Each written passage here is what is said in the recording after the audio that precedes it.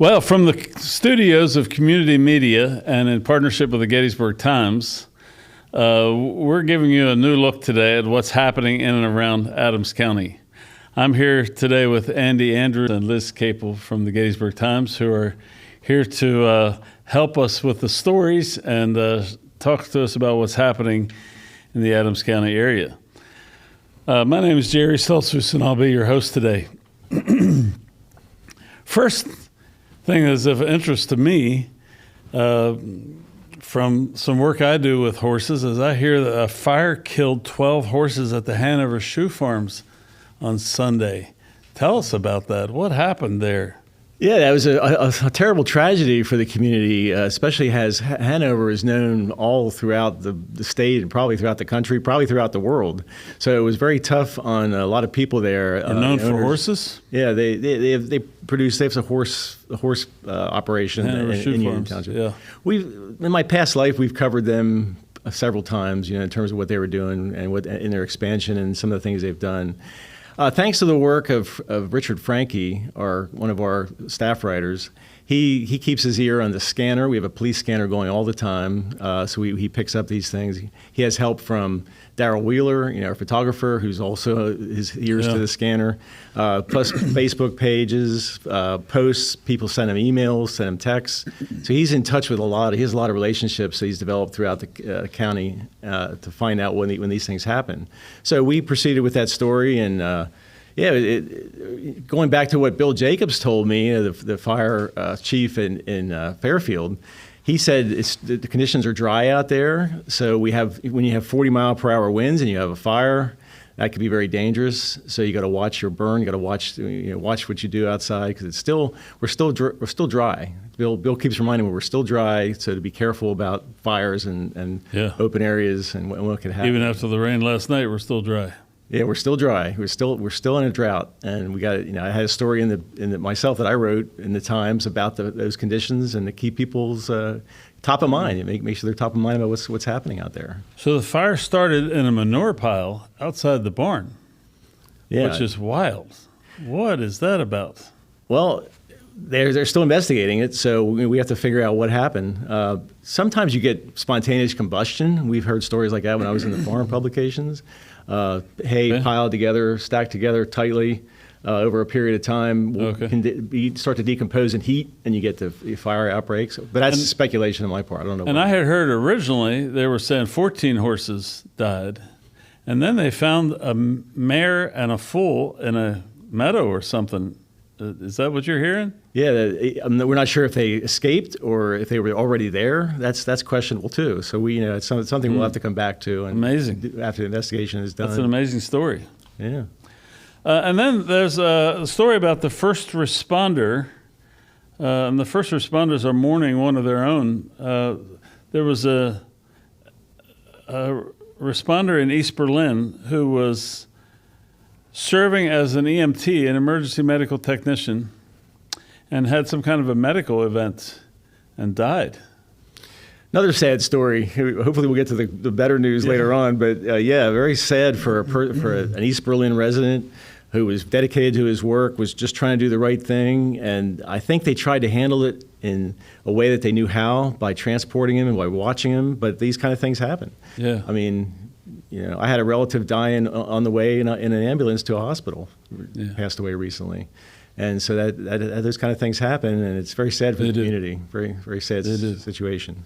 The emergency medical first responders are heroes. These people give themselves for the rest of us in an incredible way. Yeah, sadly they don't get enough press through all the media. Don't. They should be honored and highlighted for what they do. They put themselves in danger.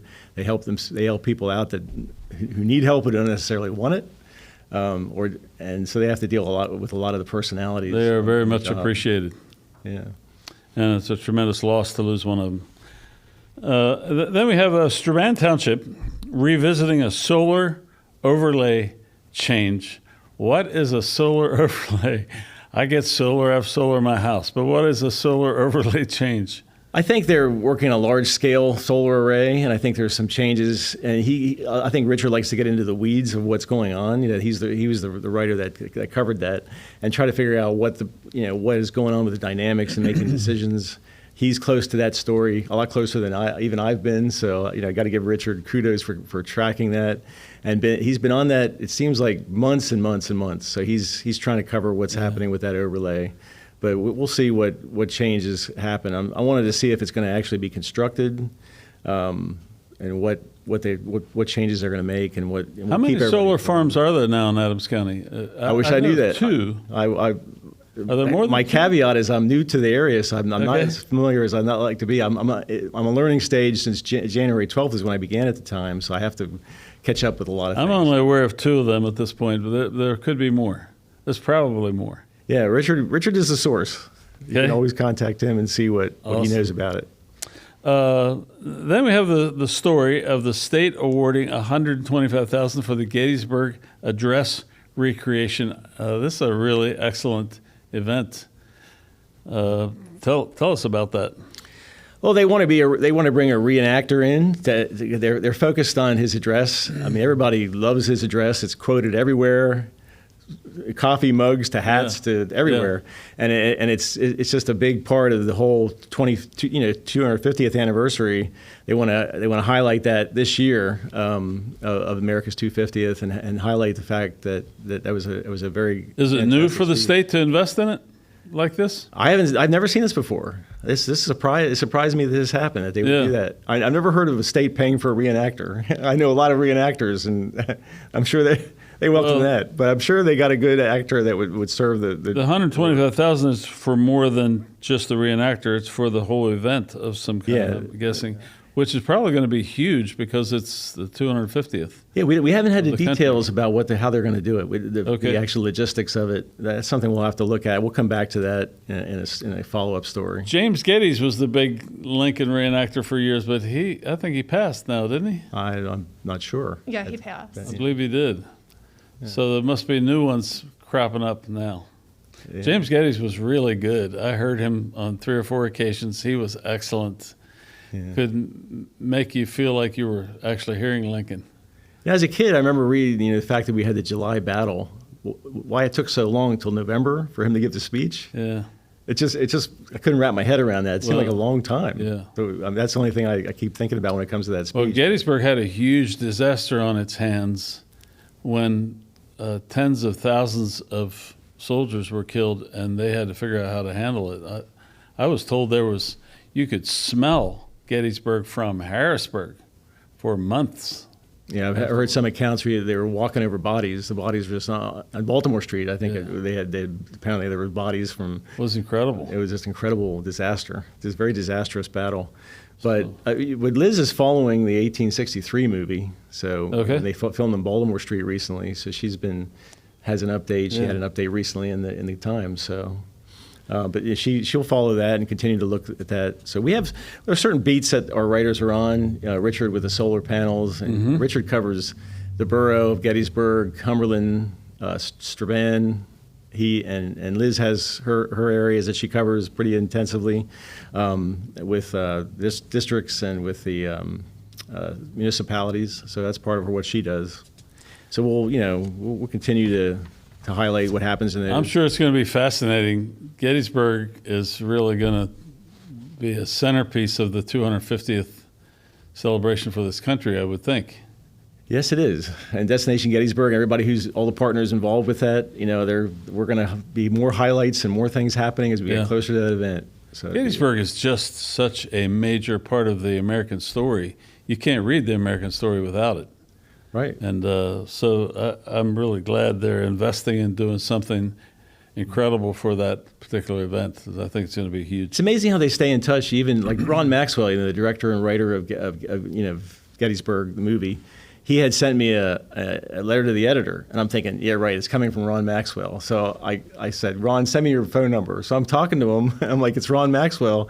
And he sent a letter to the editor about, I said, I love talking to celebrities. I was so happy to speak with him. I love that movie. Seen that several times. It's a great movie. But he was talking about the Devil's Den beaver situation, the beaver dam. Yeah. And he wanted to let the beavers thrive. He says they were there before the war was, so let's keep it that way. But the conservation programs interceded, and now it's been taken down. Is that what happened? I noticed it went down this week. Yeah, we had a photo that Daryl took for us of it being taken down. Very sad. Ron and I were on the same page, so I was. Yeah, I'm sad about it because it was a huge part of the battlefield for the last 5 or 6 years at least. Oh yeah, maybe even longer.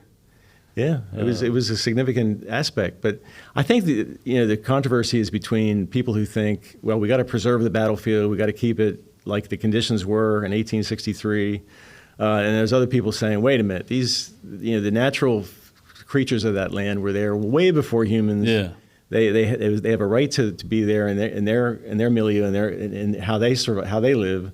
So why interfere with that? So right now the preservationists of the battlefield itself are winning. I suppose so. The way it looks. That's the way it looks. Yeah.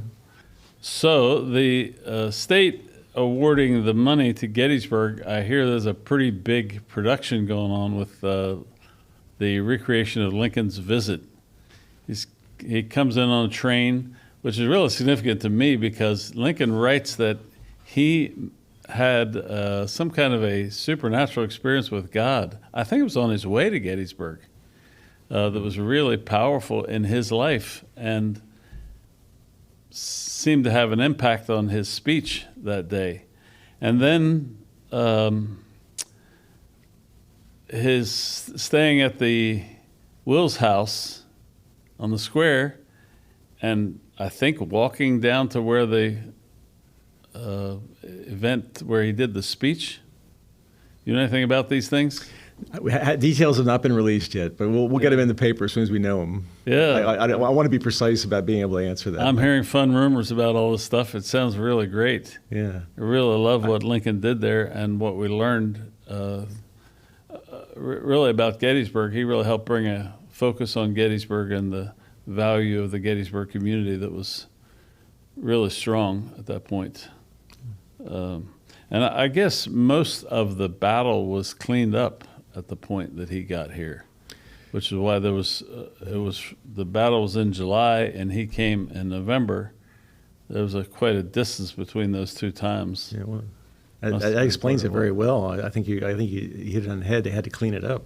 Yeah, there's a lot of It was very serious. They're still finding the skeletal remains of soldiers on the battlefield some places, I'm told. So it's really interesting that they were able to clean it up that quickly. So, Liz, the 1863 movie release date, do you have a release date on that? So far, I don't have an official release date, but they're hoping to get it out later this year. Okay. The filming's done. Yes. Okay. Interesting. I like the fact that in Liz's story, she emphasized the fact the movie looks at the human toll. You know how it affected families and people's minds with the trauma. I think that's good. I think it's a good angle to use because it was a horrible, horrible toll. Thousands and thousands of soldiers dead in 3 days, and somebody got to figure out what to do with that. Yeah. What did General Pickett say about Lee slaughtering 12,000 of his men on that charge? Yeah. He was bitter about that. Yeah, it was a tough thing for him to handle. I can imagine if you had a whole army of people who worked with you and then one day they're gone, it would be incredibly traumatic, it would seem to me.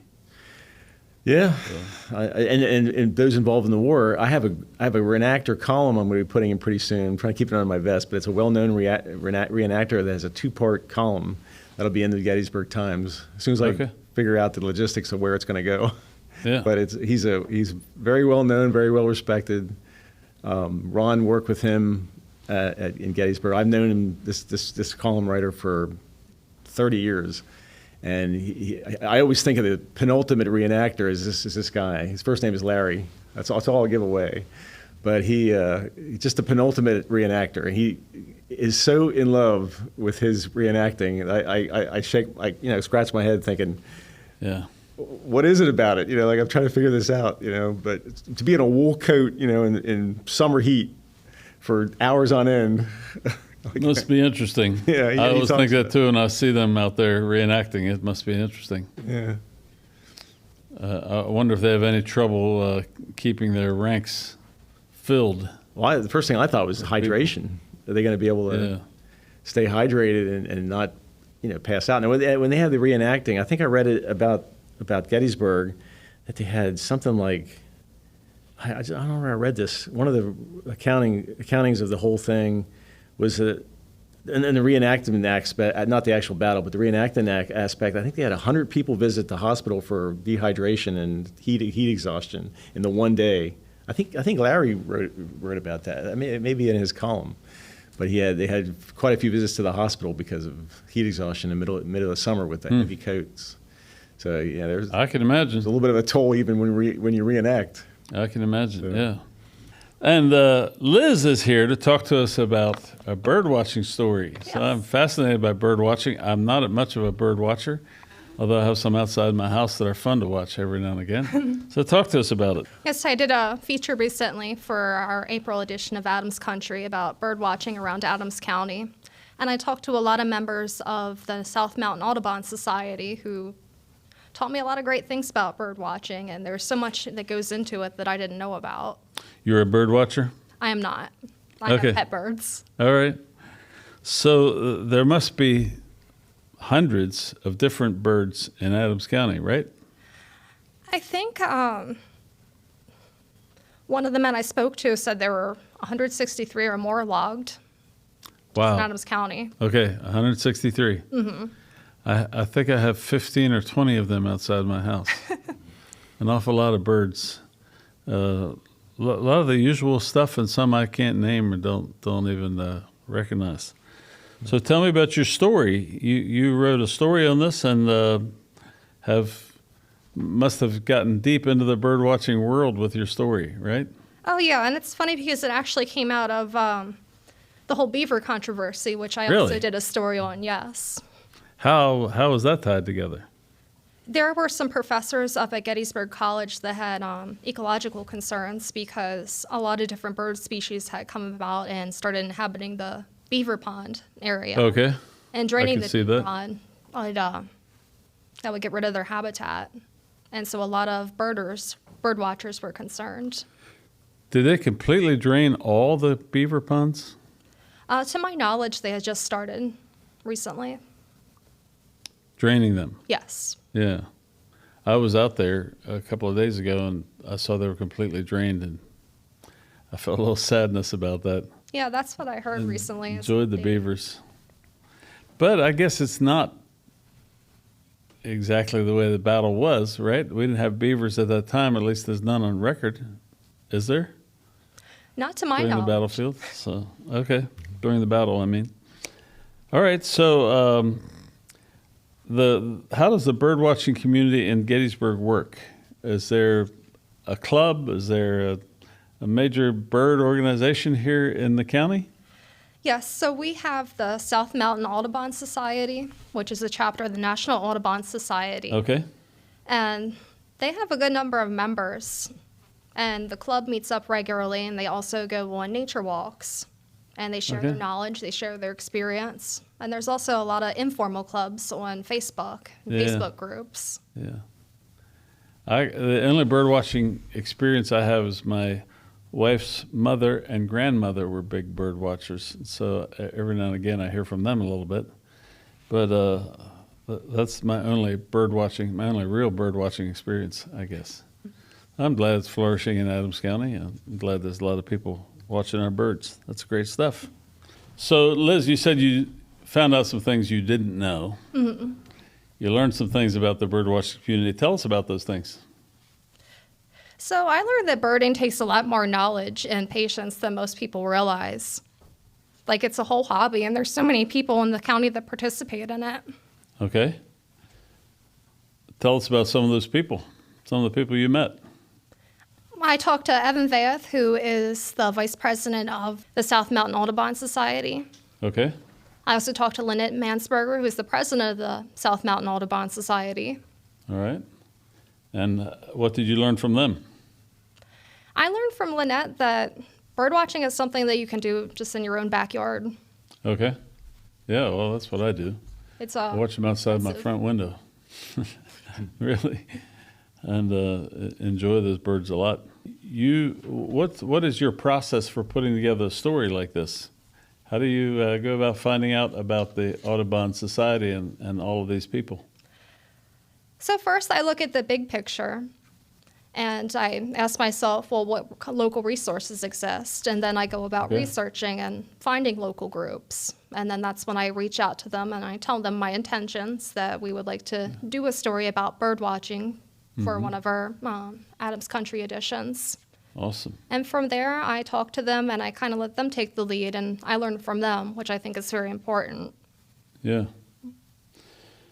Andy, anything else you want to tell us about the news happening this week? Oh, there's all sorts of things happening. I mean, where do you start? Today's paper has the Adams Country in it for April, so take a look at it. That's one question I wanted to ask, and to be clear with Liz, you have your own pet birds. Can you talk about your birds at home that you take care of? Yeah, so I actually have 6 pet birds. Really? I have 3 That's interesting. parakeets and 1 lovebird, a green cheek conure, and a cockatiel. Nice. So I have my own flock. You had them for a while? Oh yeah, I've been an experienced bird owner for about 25 years. That's a lot of birds. That's a major flock. Yeah, I can see why you did the story. it's my other full-time job. So a lot of what we're talking about here comes from the Adams Country magazine that has just come out. This is the first edition, right? Second edition. The first Second one edition. was back in March 18th. Yeah, we're focusing on the rural living in Adams County. I mean, we include Gettysburg, of course, but all the rural townships and boroughs that exist in the county. We're going to be focused on mostly the county. We may go to York or Franklin or Cumberland occasionally, but most of the time we're going to be spending what's happening with Okay. rural living. So it's going to focus on farming, but it's going to focus on rural lifestyles, more beyond farming and production agriculture. It'll be focused on home gardening and all sorts of different aspects of rural living. There's so much happening there in the farming community right now that's changing a lot. I have a couple of brothers that are into organic farming, and it seems like the sizes of the farms have gone down while the production has gone up. And Adams County must be full of this kind of stuff. I don't know much about it. I don't pay much attention, but Very just strong hearing from my agriculture. brothers. Yeah, very strong agricultural representation. A lot of farmers. And a diverse group of farmers too. It's not just one type. You can go to Lancaster County or some other of those production counties. You could say poultry. You can say dairy. But there's a diversity of operations here that are There pretty is. good. We may do a farm occasionally, but we're going to focus more on the public's reaction to rural living and what they do. So farm markets, fairs, they're all going to be part of upcoming issues. This would be monthly. Monthly, yeah, mid-month every month. Next one I believe is May 13th. I Beautiful. think that's right. Yeah. So You're going to be writing for more of these, Liz? Mm-hmm. Awesome. That's awesome. I'm looking forward to seeing more of it in our community. yeah, she'll be working on some issues regarding historic buildings, including barns, but also bed and breakfasts, those kind of things. So she has those plans. Great. We'll see, I'm trying to keep it under my vest. I don't want people getting ahead of us Yeah. or assuming that we're going to have something that Right. because the editor said. I got to be careful in terms of what I provide that we're going to try to do. But I'll make the emphasis that we're going to attempt to have those kind of features in. Awesome. That's great. I'm looking forward to it. Thank you all for joining us today. For more on these stories and other great things happening in the Adams County community, pick up a copy of the Gettysburg Times or visit their website at gettysburgtimes.com. That would be awesome. And we'd love to have you join the news community there.